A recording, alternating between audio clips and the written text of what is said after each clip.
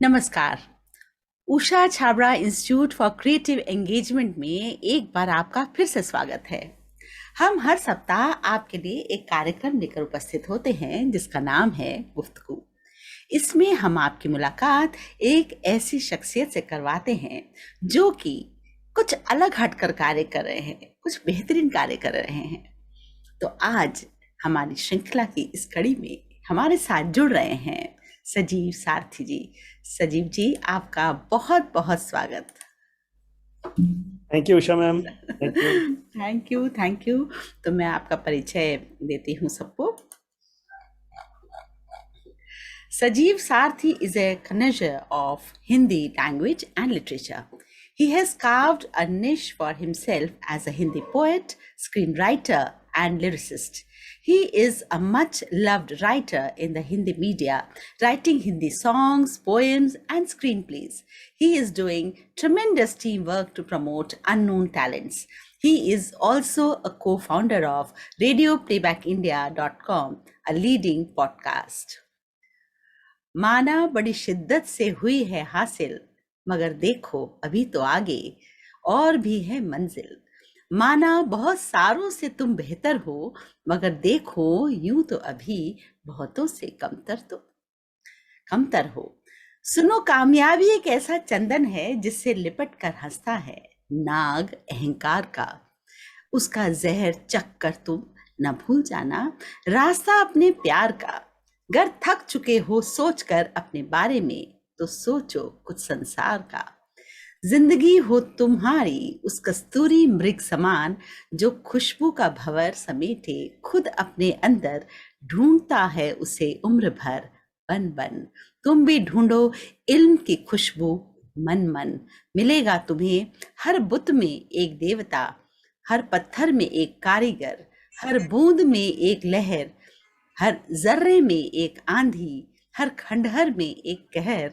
सूरज के रथ पर बैठकर जारी रखना मगर तुम अपना सफर।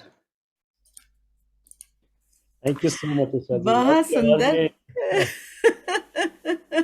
बाद में इस कविता को सुनना बहुत बहुत लग रहा है। Thank you. मैंने अभी फाइंड आउट किया तो आपका तो वहाँ कविता कुछ में बहुत भंडार पड़ा हुआ है, और मुझे ये कस्तूरी मृग बहुत ही अच्छी लगी ये कविता।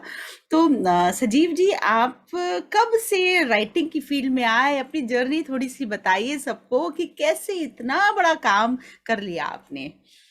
संक्षिप्त में बताऊंगा उषा जी। जी। मैं कॉलेज में था, तो कॉलेज में एक्चुअली मैं कॉमर्स ग्रेजुएट हूँ। तो हम लोगों का प्लान तो यही होता है कॉमर्स वालों के कि सीए बनेंगे, सीएस बनेंगे, इस तरह के प्लान्स थे हमारे। लेकिन बस फिर वो बीच में थोड़ा डाइवर्ट हुआ कि एक जो कल्चरल ग्रुप होता है कॉलेज का, उसमें हम लोग शामिल हो गए। तो फिर वहाँ पे एक्सीडेंटली क्या हुआ कि एक जो हमारा जो पोएट, जो हमारा प्ले लिखने वाला जो राइटर था, उसका जो उसने जो प्ले लिखा वो किसी को पसंद नहीं आ रहा था। तो वैसे ही मेरे दोस्त ने मेरे से कहा कि why don't you try it. तो तो वो पहली बार लिखना शुरू किया। फिर वो एक जब लिखना आपने शुरू किया ना, तो एक वो टेस्ट लग जाता है फिर ना, फिर वो छूटता नहीं है फिर जिंदगी भर। तो फिर वो चलता रहा, फिर बहुत सारी चीजें होती रही। फिर मैं, जो मेरा दोस्त था जिसने मेरे से बोला था लिखने के लिए, उस वो कंपोजर भी था, मतलब वो गाने बनाता था। तो उसके लिए मैंने कुछ गाने लिखे, उसने वहाँ पे कॉलेज फेस्टिवल्स वगैरह में उनको परफॉर्म किया। और वहाँ पे इतनी लोकप्रियता मिली उन गानों को ना, क्योंकि बच्चे यंगस्टर्स जो होते हैं ना, वो इस तरह के गाने पसंद करते हैं। तो उसने बड़े अच्छे अच्छे गाने गाए और बहुत अच्छा गाता था वो, अभी भी गाता है। तो उसका क्या हुआ कि जब उसको पूछने आते थे लोग कि भाई गाना लिखा किसने है, तो बताते थे कि भाई मेरे दोस्त ने लिखा है। तो लोग मेरे से ऑटोग्राफ लेने आते थे। तो अरे एक, वाह, हाँ, तो वो कॉलेज डेज में अगर कोई ऐसा किसी के साथ हो जाए क्या तो बात है सजीव जी, उसी समय से आप स्टार। नहीं नहीं, स्टार की बात नहीं है, लेकिन मुझे ऐसा फील शुरू होना शुरू हो गया कि Right, मतलब कि यार ये चीज हो सकती है। आई हो मीन, सकती है। अगर आप इस फील्ड में जाओगे तो लोग आपको मान सम्मान देंगे, चाहे मतलब अब मेरी एक फिजिकल डिसेबिलिटी है। तो यूजुअली होता है ना कि एक डिसेबल पर्सन होता है, उसको देखकर कई लोग उस पर डाउट करते हैं, कई तरह की चीजें करते हैं। तो अब मुझे लगता है कि शायद ये मेरे पास खुदा ने मुझे एक ऐसी चीज दी है जिससे मैं अपनी इन सब चीजों को ओवरकम करके एक अपने लिए कुछ कर सकता हूँ। तो वहां से फिर लिखना शुरू किया। और मैंने बहुत पढ़ा है आपके बारे में, तो प्रधानमंत्री जी के साथ भी कुछ बताइए। आपने कौन सी कुछ लाइनें लिखी बेटी बचाओ के ऊपर हाँ भी, बताइए जी। सबको। हाँ, वो एक एक मतलब मैं एक्चुअली बीच में एक मीडिया हाउस से जुड़ा हुआ था, निम्मी प्रोडक्शन करके। तो ऐसे 2-3 प्रोडक्शन हाउस से जुड़ा हुआ था मैं, जिनके लिए मैं प्रोफेशनल राइटिंग करता था। तो जो निमी प्रोडक्शन था उनका एक कैंपेनिंग हुआ हरियाणा में, तो उसके लिए फिर मैंने बेटी बचाओ बेटी पढ़ाओ का एक थीम सॉन्ग लिखा था, जो एक मतलब जिसमें प्रधानमंत्री जी का काफिला जो जा रहा था, उस काफिले में वो गाना प्ले किया गया था। अरे वाह! सो क्या बात है ना? हाँ। तो बहुत ही अच्छी बात है। तो आप जब लिखते हैं तो मन में क्या विचार आते हैं आपके? किस किस तरह के विचार आते हैं जब आपकी पेन बोलती है नहीं भई अब लिख ही डालो? हाँ, नहीं नहीं, एक्चुअली क्या था, जैसे उषा जी मैंने कविताएं लिखनी शुरू करी थी। तो कविताएं तो जैसे आप कह रहे हो ना, बिल्कुल वैसी आती थी, जैसे कोई भाव दिमाग में आया, या कोई कोई घटना हुई आपके साथ, कोई बात हुई, किसी से कोई बात सुनी, तो वो चीज आपके मन में उमड़ घुमड़ कर इस तरह से शब्दों में ढल के आ जाती है, वो अपने आप ही आ जाती है। मैंने कुछ लिखा, मतलब ऐसे सोच समझ के कुछ नहीं लिखा, तो वो अपने आप ही आती चली गई। तो कविताएं तो इसी तरह से लिखता था। लेकिन जब प्रोफेशनल राइटिंग की बात आई कि भाई गाने लिखने हैं, तो उसमें ना बहुत सारी चीजें होती हैं। आपको सोचना पड़ता है कि आप किसके लिए लिख रहे हैं, या आप जो धुन है उस धुन का मीटर क्या है, उस धुन में कहाँ पे पंच आना चाहिए, है ना। तो बहुत सारे उसके अंदर एक टेक्निकल काम है पूरी तरह से, जो सॉन्ग राइटिंग है। तो ये चीज मैंने मतलब बहुत पहले से रियलाइज कर लिया था। तो इसलिए जो है वो सॉन्ग राइटिंग जब होती है, तो उसमें तो फिर अलग तरह से एक आपको फ्रेम बिठाना पड़ता है। और इसी तरह जब स्क्रिप्ट राइटिंग होती है, तो फिर उसमें आपको हर चीज अलग तरीके से सोचनी पड़ती है। जैसे अगर आप रेडियो के लिए लिख रहे हो तो रेडियो के हिसाब से लिखो, अगर फिल्म के हिसाब से लिख रहे हो तो फिल्म के हिसाब से लिखो। तो अलग अलग क्राइटेरियाज होते हैं इसमें। एक शौक आपका बहुत ज्यादा है जो मैंने देखा, फिल्मी लोगों से बातचीत, इंटरव्यूज लेना, जैसे आज मैं ले रही हूँ। आप लेते हैं और बखूबी लेते हैं और बड़े मजेदार लेते हैं। तो ये कला कहाँ से आई और किस तरह से आप फिल्मी दुनिया से ऐसे जुड़ गए? इतने बड़े बड़े लोगों को आप जानते हैं, ये बताइए इसका राज। मैंने आपसे पहले भी पूछा था।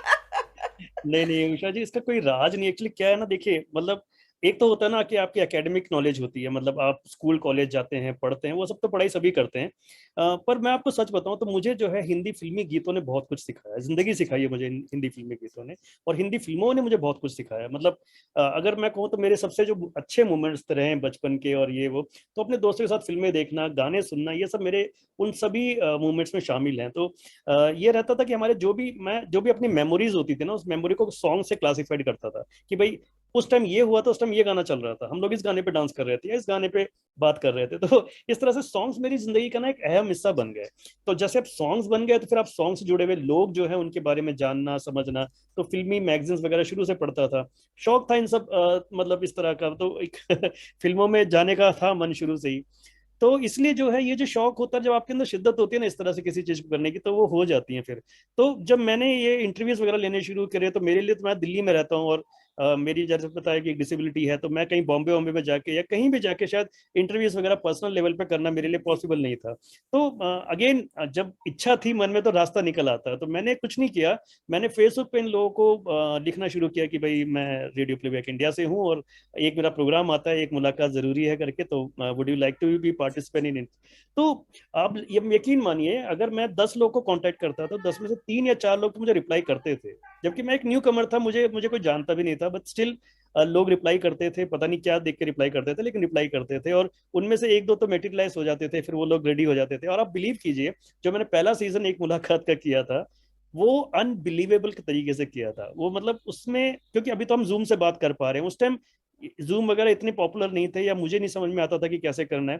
तो मैं करता था व्हाट्सएप के थ्रू। व्हाट्सएप के थ्रू, आपको याद होगा, आपका भी मैंने किया था, राइट। तो जी जी, तो व्हाट्सएप वॉइस चैट से मैं क्वेश्चन पूछता था, वॉइस चैट से जवाब आता था। और मैं फिर उसको इस तरह से मिक्सअप करता था कि सुनने वाले को कभी समझ नहीं आता था कि ये व्हाट्सएप वॉइस चैट है। वो सोचता था कि मतलब, अब यकीन मानिए, मुझे कई लोगों ने लिखा है कि हम तो बिलीव ही नहीं कर सकते कि व्हाट्सएप जो है, मतलब वो तरीका था मुझे करने का। सच बात है। और आपने जब मेरा इंटरव्यू लिया था मैं तो डर ही गई थी। बाप रे क्या पूछने वाले हैं, व्हाट्सएप पे चल रहा है। मतलब एक अलग ही तरह का वो था। हाँ, और बहुत ही अच्छा एक्सपीरियंस रहा था वो। अच्छा, तो बाकी फिर बातें करना मेरे को अच्छा लगता है, जैसे आपको अच्छा लगता है। आपको मैंने देखा, आप बहुत अच्छे तरीके से कंडक्ट करते हो, आपको भी वो बातें जैसे कहते हैं ना। तो बातें करने में क्या होता है कि जैसे अब मैं किसी से ही बात करता हूँ ना, तो बहुत जल्दी अंतरंग हो जाता हूँ। मतलब मुझे बहुत जल्दी जो है जुड़ समझ जाते हैं में आ आराम जाता है से। कि, हाँ हाँ, हाँ समझ में आ जाता है कि वो जो सामने वाला पर्सन है उसके माइंड में क्या चल रहा है। मतलब बोल तो वो रहा है, लेकिन उसके माइंड में क्या चल रहा है, तो मैं उसका माइंड रीड कर लेता हूँ वो बातों से। तो ये हो जाता है मेरे साथ। तो इसलिए क्या करते हैं, ज्यादातर जितने भी मेरे साथ गेस्ट आए हैं ना, वो मुझे अभी भी याद रखते हैं, क्योंकि उन्होंने इंटरव्यूज, पता नहीं कितने हजारों इंटरव्यूज दिए होंगे, बट जिस तरह से वो मेरे साथ खुल जाते हैं, वो मुझे लगता है कि वो शायद एक यूनिकनेस है, कुछ लोगों में होती है, क्योंकि जैसे आपके आप। प्रश्न ऐसे होते हैं डीप डाउन, तो बोलना ही पड़ता है सब कुछ। हाँ बहुत सुंदर। तो इस तरह से आप फिल्मी दुनिया से जुड़े, और उसके बाद आपने अभी नाम लिया रेडियो प्लेबैक इंडिया का, उसके बारे में संक्षिप्त में बताते हुए, और मेंजा के साथ जो अब इतने बड़े पंख हो गए, इतने लोग जुड़ गए, वो जर्नी भी संक्षिप्त में बताइए सर। जी, तो रेडियो प्लेबैक इंडिया जो था ये हमने 2000 बेसिकली 2007 में हमने हिंदी युगम से स्टार्ट किया था। तो हिंदी युगम में शैलेश भारद्वाजी, मैं, राजीव रंजन प्रसाद और मनीष वंदे मातरम, हम सब ने मिलकर हिंदी युगम स्टार्ट किया था। सुनीता शानू भी थी और उसमें आप भी थे और भी लोग थे। तो अब वो जब हिंदी युगम जब स्टार्ट हुआ तो शुरू में तो काफी सब अच्छा चल रहा था। उसके बाद फिर मैंने उसके अंदर एक आवाज करके एक सेक्शन निकाला, जिसके थ्रू हम लोगों ने म्यूजिक बनाया। तो ऋषि यस हमारे पहले कंपोजर थे जिनके साथ गाना किया हम लोगों ने। तो वो गाने की जर्नी वहां से शुरू हुई। देन उसके बाद एक समय ऐसा आया कि जब वो शैलेश ने कुछ ऐसे डिसीजन लिए जो शायद बाकी लोगों को मंजूर नहीं थे। तो वो एक हिंदी कम जो है एक पब्लिकेशन बन गया फिर। तो थोड़ा सा मतलब वहां से मैं भी थोड़ा डिस्ट्रैक्ट हो गया। तो मैंने भी क्या किया, मैंने अपना एक सेपरेट जो हमारा आवाज का सेक्शन था उसका नाम थोड़ा बदल के तो रेडियो प्लेबैक इंडिया कर दिया। मतलब सुजॉय ने एक नाम दिया था जी जी। प्लेबैक इंडिया, तो हमने उसके आगे एक रेडियो लगा के। तो मन तो तभी से था कि हम उसको एक ऑडियो इंटरेक्टिव प्लेटफॉर्म हाँ। बनाए। बट हमारे पास ऑडियो में करने वाले लोग नहीं थे, एक संज्ञा जी थी बस और कोई था नहीं। तो बाकी जितने भी सब राइटर थे, जैसे सुजॉय राइटर था, वीडी राइटर थे, अच्छा। कृष्ण मोहन जी राइटर थे। तो एक अनुराग जी को छोड़ के कोई भी नहीं था जो पॉडकास्ट करता हो। और पॉडकास्ट एक्चुअली क्या ना, उस दौर में बहुत मतलब एक बेबी था। तो लोग शुरुआत जानते थी। भी, हाँ, लोग जानते भी नहीं थे कि पॉडकास्ट क्या चीज होती है। तो ये भी एक इशू रहता था हम लोगों के साथ। तो बीच में थोड़ा सा फिर मैंने बताया जैसे कि मैं मीडिया राइटिंग वगैरह में चला गया, तो हम्म। थोड़ा मेरा मन भी मतलब डाइवर्ट हो गया थोड़ा इस रेडियो प्लेबैक इंडिया से। देन उसके बाद फिर मैंने एक मुलाकात जब स्टार्ट किया तो फिर दोबारा से कुछ दिलचस्पी बढ़ी।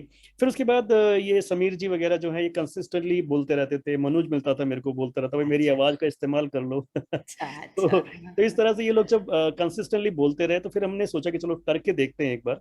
तो लास्ट ईयर 2021 में हम लोगों ने रेडियो प्लेबैक इंडिया को ऑफिशियली एक प्रॉपर तरीके से स्टार्ट किया, एक वेबसाइट बनाई और एक रजिस्ट्रेशन का प्रोसेस हमने स्टार्ट किया।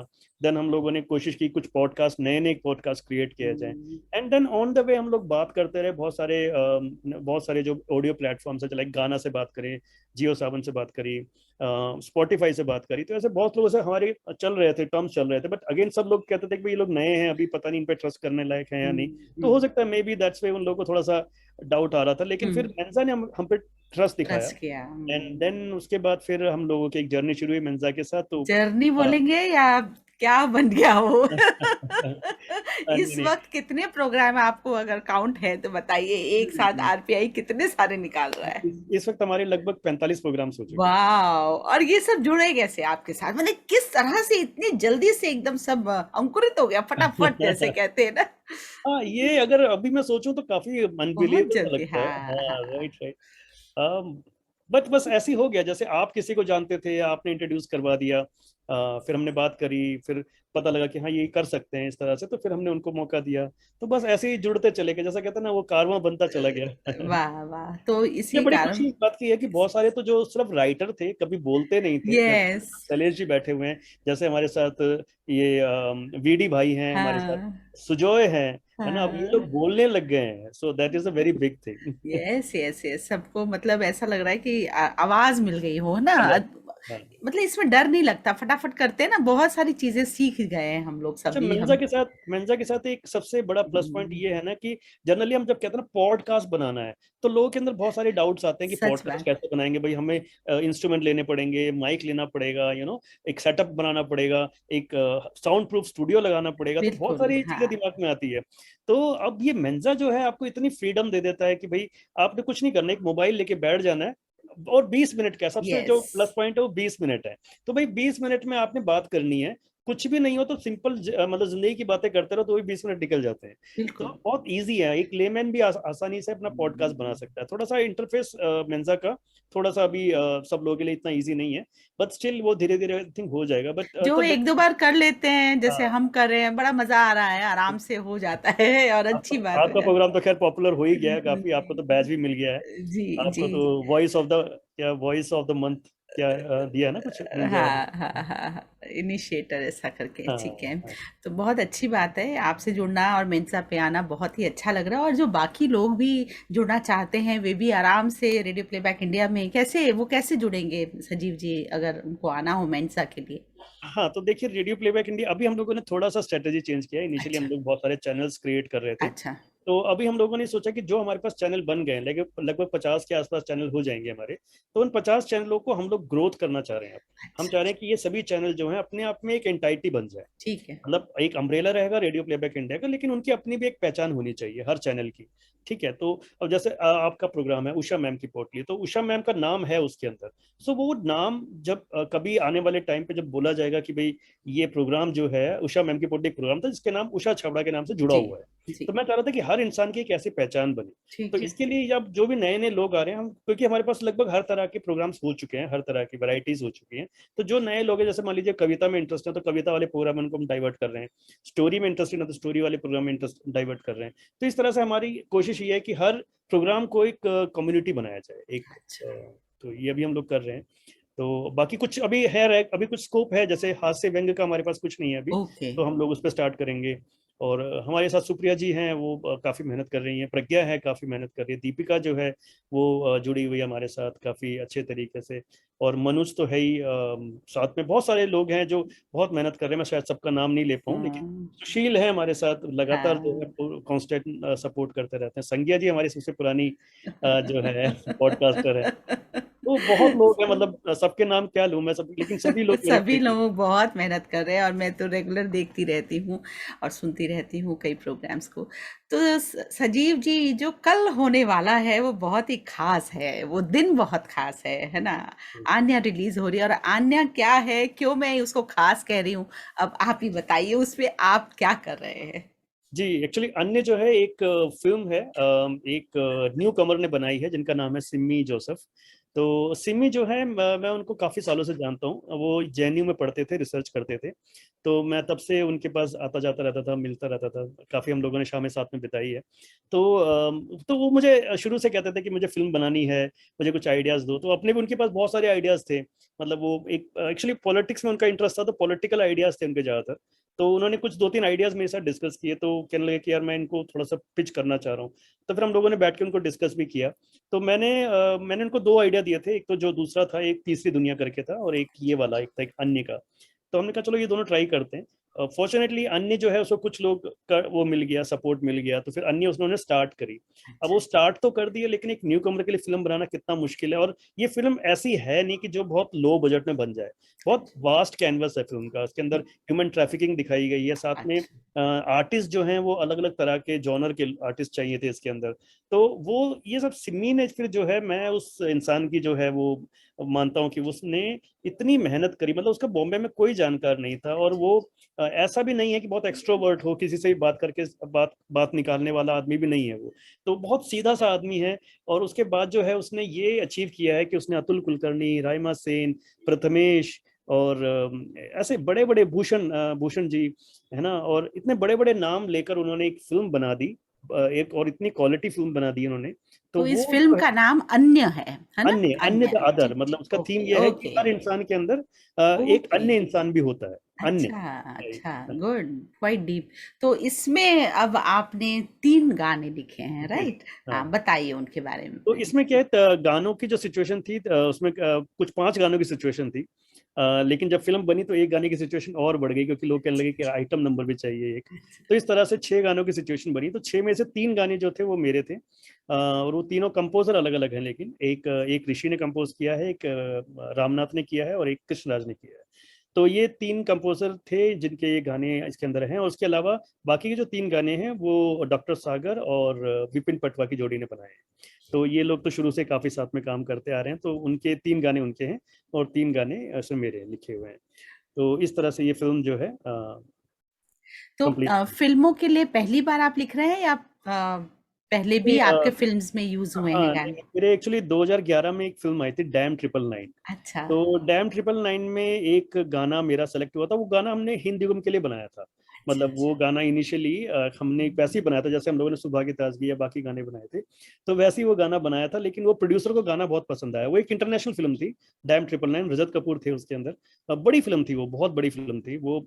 लेकिन अनफॉर्चुनेटली फिल्म में, एल्बम में तो गाना चला गया, फिल्म में नहीं आया। ओ। तो हाँ, तो वो हालांकि वो फिल्म का म्यूजिक भी ऑस्कर के लिए नॉमिनेट हुआ था, अच्छा। बट बावजूद इसके तो वो फिल्म में जब नहीं आया तो फिर वो उसको वैल्यू नहीं मिल पाई उस तरह की।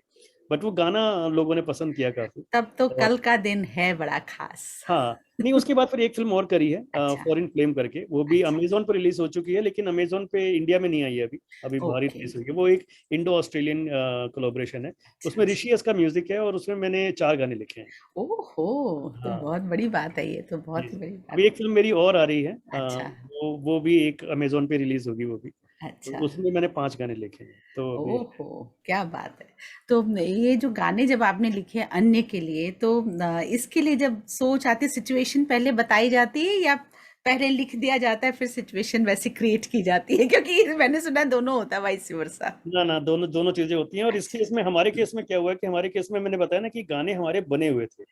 मतलब ये गाने स्पेशली हमने अन्या के लिए नहीं बनाए, हमने गाने, ये गाने जैसे जश्न गाना था वो ऋषि का बना हुआ था पहले से। इसी तरह से ये ओरे परिंदे जो गाना था ना, इसकी जर्नी बड़ी अलग तरह की रही। ये हमने क्या हुआ कि हमें एक ट्रैवल शो मिला, तो ट्रैवल शो में एक टाइटल सॉन्ग चाहिए था हमें। तो टाइटल सॉन्ग था मतलब वो ट्रैवल शो ही ऐसा था कि जो भक्ति, जो मतलब तीर्थ स्थान है उनका था। तो मैंने उसके लिए गाना लिखा था कि प्रेम का सागर गागर गागर एक है। तो इस पर जो है वो रामनाथ ने धुन बनाई थी। जो जो ट्यून उसने बनाई, उस ट्यून के ऊपर उसने कहा कि मुझे इसका एक एल्बम में भी लेकर आना है। तो फिर उस ट्यून पे जब नए तरीके से, एक सूफियाना तरीके से लिखना शुरू किया, तो फिर हमने फिर ओरे परिंदे लिखा वहां पे। तो अच्छा, फिर बहुत ओरे प्यारी परिंदे। है ये। हाँ, तो उसके बाद फिर जब ओरे परिंदे जब वहां पे लिखा गया, तो वहां से फिर क्या हुआ कि जब सिमी को गाना बहुत पसंद आया, उसने ले लिया गाना। पर वो कहने लगा कि इसमें ना जो स्टार्टिंग के जो कुछ वर्ड्स हैं, या जो फर्स्ट अंतरा जो है, वो जो मेरी जो सीक्वेंस है उसके साथ सूट नहीं कर रहा। तो उसने फिर मुझे वीडियो भेजा। सिमी ने मुझे जो गाने का शूट किया हुआ वीडियो था, जो पुराने गाने से ही रखकर शूट किया गया था, तो उस वीडियो उसने मुझे जब भेजा, तो मैंने उस वीडियो के अकॉर्डिंगली फिर नए हम्म। लिरिक्स लिखे कि आज हवा बह निकली है झूम के करके। तो उस तरह से वो सब लिरिक्स नए हैं उसके। और इसी तरह से जो जश्न जश्न गाना है वो भी बना हुआ था पहले से, लेकिन उसमें थोड़े लिरिक्स चेंज किए हमने। एंड देन वो जो मिलके बनाए गाना था, वो एक्चुअली एपीजे अब्दुल कलाम के साथ मेरा कोलैबोरेशन था। तो अच्छा जो स्टार्टिंग में एक पोयम बोली जाती है, वो एक एपीजे अब्दुल कलाम की पोइट्री है। अच्छा। हाँ, विजन करके एक पोइट्री है। हाँ तो हाँ। विजन पोइट्री के बाद फिर मेरा गाना था। तो बेसिकली वो जो विजन पोइट्री है, उसी को मैंने एक्सपेंड किया है हिंदी अच्छा में। अच्छा तो अच्छा। ये था तो वो। क्या आपके पास वो सामने या याद ही होगा तो आप थोड़ा गुनगुना सकते हैं, तो नहीं। वो नहीं हो सकता तो कोई बात नहीं। तो उसके उसके वर्डिंग्स ऐसे हैं कि मिलके हाँ। बनाए हम एक ऐसा हिंदुस्तान, हम्म। समृद्ध समर्थ हो तेरा मेरा हिंदुस्तान, अ, सर्वजन सुख संपन्न हो, भरा राष्ट्र प्रेम से हर मन हो। अ, पूरा याद नहीं आ कोई रहा बात नहीं, हाँ अभी। कोई तो इस बात तरह नहीं, से तो था। सबको तो हाँ मिल वो, के और साथ लेकर आगे बढ़ने की बात है इसमें। तो सजीव जी, आपके साथ जो आज हम बातचीत कर रहे हैं, आपके रेडियो प्लेबैक इंडिया के इतने सदस्य आज जुड़े हैं, तो मैं अब ये ओपन कर रही हूँ सबके लिए, अगर किसी को कुछ बोलना है सजीव जी के लिए, क्योंकि यहाँ बहुत कमेंट्स आ रहे हैं, सो आई जस्ट वांट कि आप जुड़ सकते हैं और आप लोग कृपया जो बोलना चाहते हैं सजीव जी के लिए आप बोल सकते हैं। कैमरा ऑन कर सकते हैं, नहीं तो ऑफ से भी चलेगा, जैसी मर्जी। इफ़ यू वांट टू से, मनोज जी हैं, संज्ञा जी हैं, मौसम जी, पूनम जी, सुशील जी, सुनीता जी, कुछ बोलना चाहते हैं तो आप बोल सकते हैं। और हेलो। समीर जी भी थे, हाँ जी बोलिए। हेलो, मैं सुशील हूँ। सुशील जी, हाँ जी, नमस्कार तो सुशील जी। सजीव जी ऐसे एक इंसान है, रेडियो प्लेबैक इंडिया के पूरे 100% लोग, उनकी जो सक्सेस है ना, वो हमारी सक्सेस दिल से लगती है। वो क्या है बात, उनका पर्सनालिटी। वो जब ग्रो होते हैं ना, साथ में सबको ग्रो कराते सच बात। हैं। ये है हम लोग कॉर्पोरेट वर्ल्ड में बोलते हैं सर्विस लीडर, जो लीड करते हैं as a service, not to dominate. ये सजीव जी का है ना पर्सनालिटी है। बस इतना ही कहना thank you thank, sir, thank you. बहुत बढ़िया, ये सच बात है सजीव जी, कई लोगों को आपने रास्ता दिखाया, साथ में लेकर चले हैं आप। और किसी को कुछ कहना है? मैं सुनीता। हाँ जी सुनीता जी बोलिए। नमस्कार। नमस्कार। सजीव के साथ मेरा सफर 2007 से रहा है, 2006-7 से रहा है, और तब से लेकर आज तक अगर मैं कहूँ, हम लोग जुड़े थे ऑर्कुट के थ्रू। हिंद युग्म करके एक होता था वेबसाइट, उसके थ्रू हम जुड़े। और जुड़ने के बाद उसके सजीव के अंदर जो जज्बात थी ना कि हम हिंदी भाषा को आगे बढ़ाएंगे, पहली बात थी। दूसरी बात ये थी कि क्योंकि म्यूजिक, इनका इंटरेस्ट है, म्यूजिक से इनको काफी लगाव है, तो और मुझे भी अच्छा लगता था। लेकिन कुल मिलाकर ऐसी बात हुई थी कि ऋषि भी उस समय जुड़े हुए थे उन दिनों।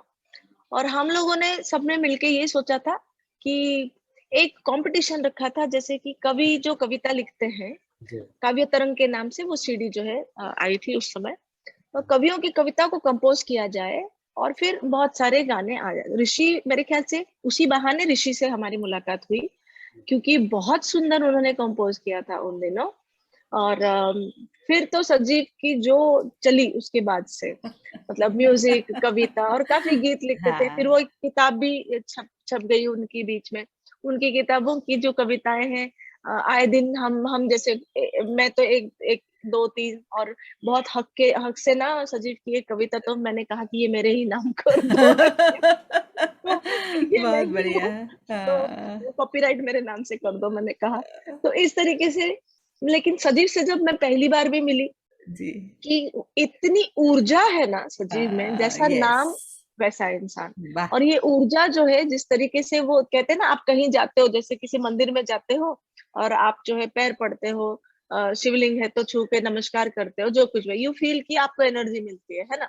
और सजीव के साथ जाकर बातचीत करने में, या फिर उसके आसपास का ऑरा जो है ना सजीव का, इतना ज्यादा है कि वहां जाने के बाद ऐसे लगता है कि बाप रे, मतलब यू फील कि कितना कनेक्टेड हो आप अंदर से। सही ये बात। अपने आप आपको समझ में आएगा जो कोई सजीव से जाके मिलेंगे। क्या बात देखिए, है सजीव जी। वर्चुअल की बात अलग है, लेकिन हाँ वो मतलब ऐसा होता है ना कि किसी कुछ इंसानों को आप हक से अपना बोल सकते हैं, भले मिले भले नहीं मिले। यस तो मेरे लिए सजीव वैसे ही रहे हैं अभी तक, वाह मतलब शुरू सुंदर। से लेकर अभी तक, और 10 साल क्या, जब तक मैं अरे जीऊँ। वाह तो एक कितनी अपना अच्छी सजीव बात जिसे मैं बोली कह सकती आपने। सो हूँ। मच बहुत बहुत बहुत इंस्पायरिंग, प्यारी। बहुत Manoj thank ji, thank you Sunita जी।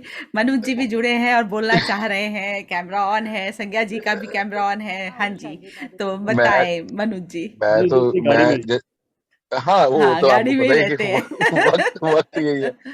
अच्छा, ये बात बिल्कुल सही है जैसे सुनीता ने कहा कि हाँ हमारा जो जो हमारी जो ताल्लुकात है हमारा सजीव के साथ, वो मेरे ख्याल से हिंद युग से ही जुड़ा है। और उस समय यूनिक कवि एक प्रतियोगिता चलती थी, तो I send one of my poetries over there, तो वो सिलेक्ट हुई, यूनिक कवि बना मैं। उसके बाद सजीव से मुलाकात हुई, और सजीव के साथ तो वो मुलाकात और आज का दिन, मतलब लाइक हम लोग जो एक तरीके से वी आर बडीज। और बल्कि एक एक गजल जब मैंने वहां पे पब्लिश की थी, तो इन्होंने बकायदा ऋषि से बोल करके उसके एक धुन बनाई थी और फिर उसको ओके गाया भी गया था। तो ये वाकई सच बात है, he is a very humble person, very down to earth person, which is a quality, this is his trait.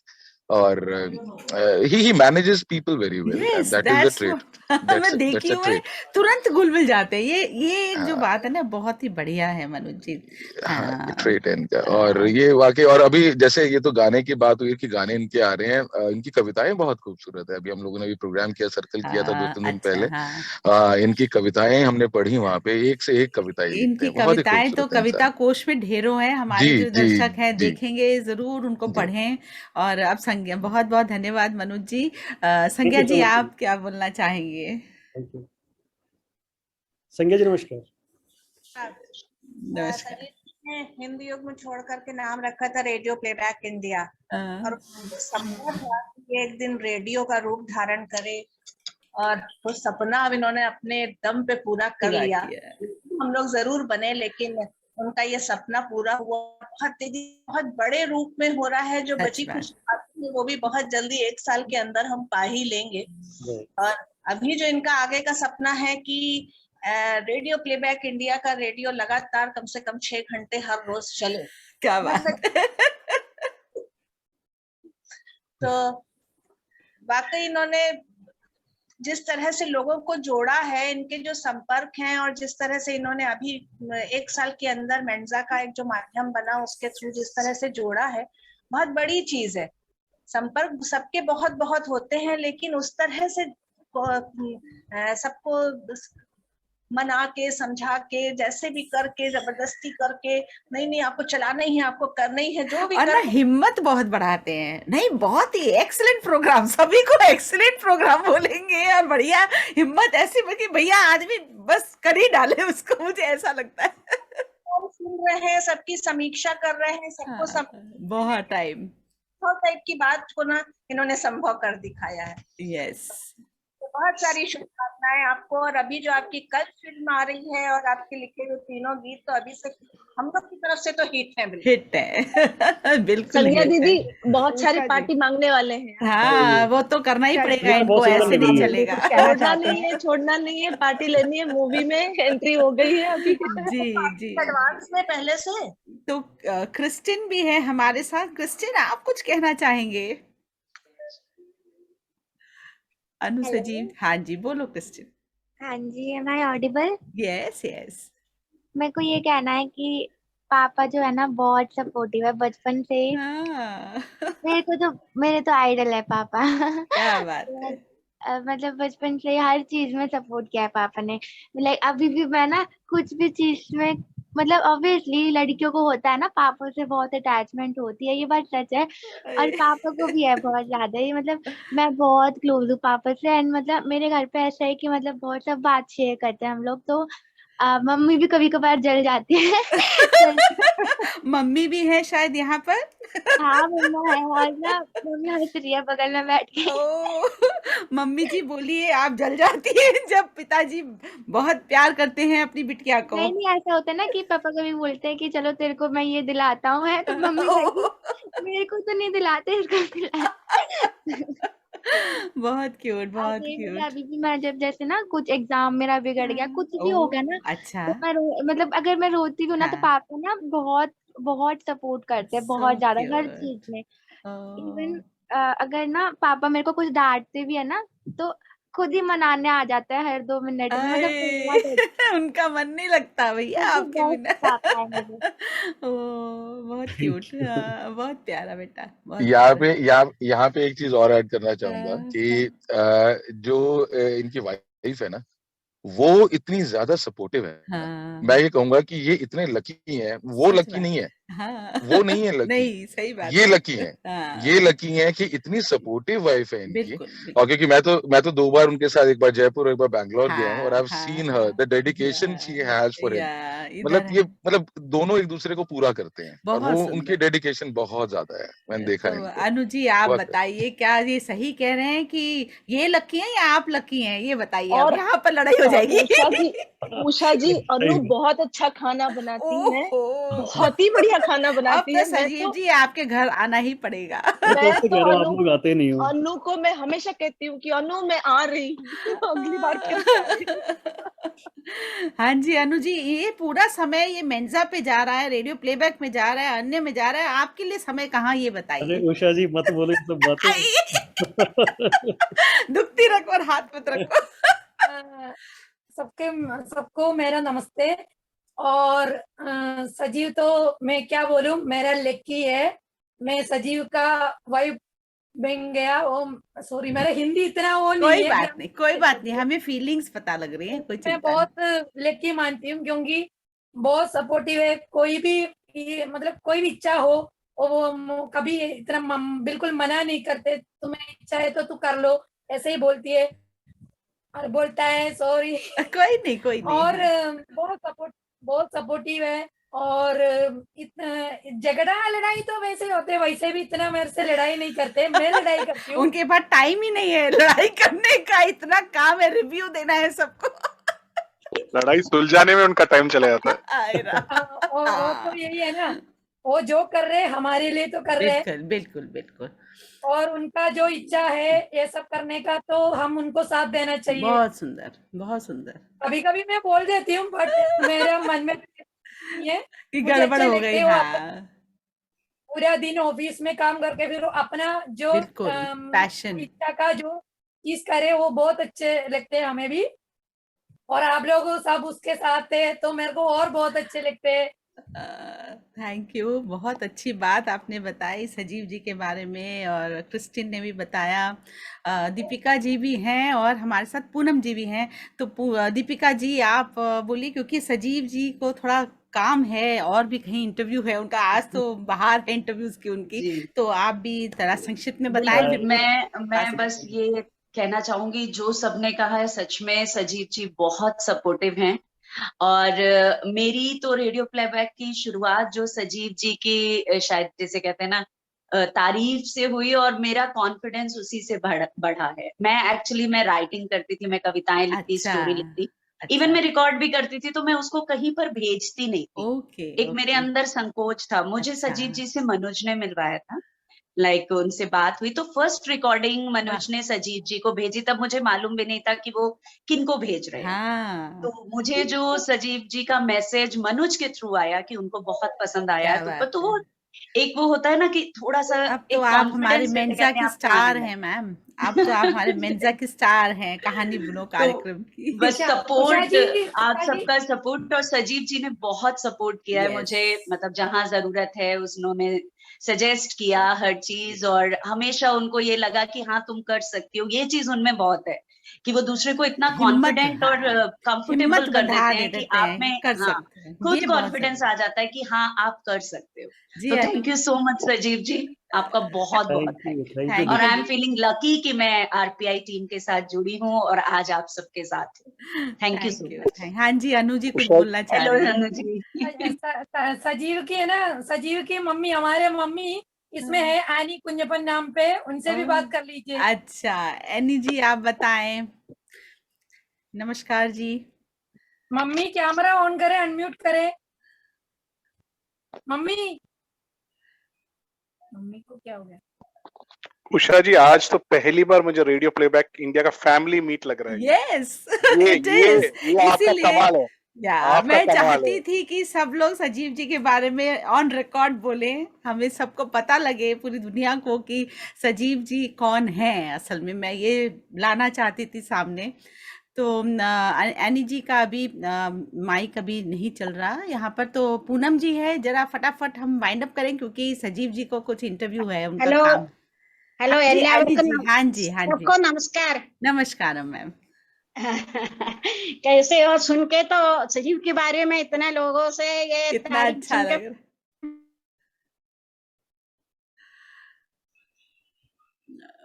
Mic का कुछ प्रॉब्लम लग रहा है। मम्मी। हाँ हाँ शायद कोई, वहाँ पे थोड़ा नेटवर्क का इश्यू है। हाँ कोई बात नहीं। तब पूनम जी आप तब तक बोलिए। हाँ जी, नमस्कार नमस्कार। आज सजीव जी को सामने सजीव देख के ना बहुत अच्छा लग रहा है। और सच में जो भी अभी हम तो अभी बहुत नए नए जुड़े हैं सजीव जी के साथ में, लेकिन जितना अभी सब लोगों ने कहा है वो सच में ही इतना मतलब जीवंत है ना, ये लग रहा है। सारी विशेषताओं के साथ में मैंने महसूस किया है। और डर मुझे था यहाँ पर आने में, तो उनका जो सपोर्ट मिला और उन्होंने जो कॉन्फिडेंस दिलाया, जब हम अपनी रिकॉर्डिंग सुन रहे थे सबसे पहले प्रोग्राम की, मैंने कहा ये क्या कहा है, क्या बोला है, जिसमें सजीव जी ने इतनी तारीफ है कि बहुत अच्छा। ये ऐसा करते हैं। तो ये सच चढ़ में जाओ मनोबल गाड़ी। मनोबल बढ़ गया। बाद में लगता है क्या हाँ फालतू शुरू किया, लेकिन वो नहीं, ये हर बार बहुत बड़ी इतना मनोबल क्वालिटी है। बढ़ाते हैं, जो सबसे बहुत खूबसूरत बात है, उनकी बहुत खूबसूरत बात है। और शायद उनकी नौका में सवार होकर हम यस। लोग पार हो जाएंगे।